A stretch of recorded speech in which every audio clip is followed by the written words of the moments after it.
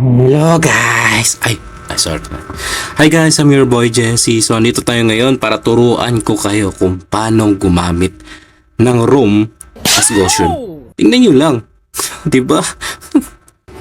Speaking pa lang, di ko alam bakit galit na galit tong S4 na to na ako naman nag-adjust, ako naman nag-tank. Kung unang binili ko nga yung room na boots, tapos ang bala ko sana agawan siya ng blue buff, kaso nga lang naawa ako. So yun, tinulungan ko na lang makuha yung blue buff niya.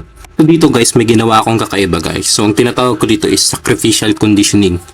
So tingnan nyo diba? Nagtago ako sa bush, tapos nakita ko ng Joed, at yun, natuloy. Dito masasabi ko talaga na useful ang Goshen sa pagkuha ng turtle. At makikita nyo dito, kumukuha ang core namin ng blue buff at saka yung gourd namin ng turtle.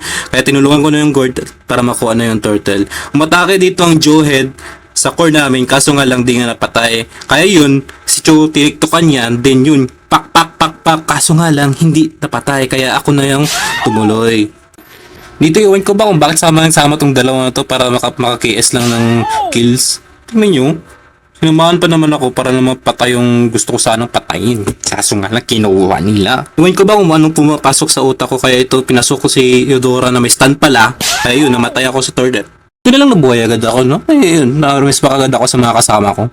Buti na lang nakuha ng core namin yung turtle, no? Kaya yun, goods. Good job. Dito sana mag-check bush sana ako, kaso nga lang napatay ako nila. My god, ano yun? Kalakas ang damage.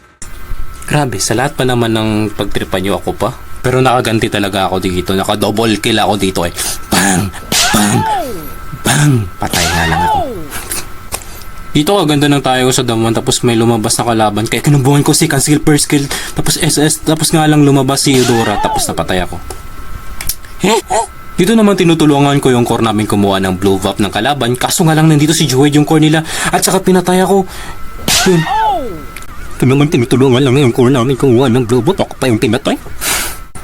May gusto ata sa akin si Eudora to. Tingnan nyo, nag-skill ako kay Joed. Yun, pag dating ko kay Joed, nag-stun agad sa akin, tapos ako yung GSS-an. Yun nga lang, namatay yung kasama namin. Itong si Eudora, papansin talaga ito. Ito, masayang naglalakad lang ako, tapos kiniskilan ako, then yung pinatay ako. Diba? Kasakit naman nun. Buti na lang mayroon na akong ating na shield. Kaya manda kayo, Dora. Dito naalala ko, pinatay nila ako habang kumukuha kami ng blue buff. Kaya ito, tinuluyan ko na yung core nila at saka pinatay din ako ng Joed. Patawang trip nila. Wala pa silang magawa sa buhay. Patako na lang pag-tripan nila. Na 5, 11 nila. Dito naman banda nagka-clash sila doon sa bot. Kaya pumunta ako at tumulong sa kanila. Yung tinarget ko si Balir ba to? Yun, tinarget ko siya. And napatay ko siya guys. Yun. Last points. Dito banda nagseryoso na talaga ako. Kinuha ko yung blue buff nila. Tapos pumunta ako sa Lord. Tinarget ko yung Joed kasi nga inuuna ako palagi niyan. At saka pinatay ko na rin yung ibang kasama nila. At saka yun, tinarget ko na yung Lord. Ang matindi pa dyan, ako yung nakakuha ng Lord. Ay, hindi pala. Yun, pinoward ko na guys, kaya pagod na ako mag-shoutout dito. Kaya ito ng Lord. Sinapak niya na yung tower. Dito ngayon ni Dora, binabangan ako. Nag-flame shot, hindi ako tinamaan. Yun naman, nag-stun naman, hindi ako tinamaan din.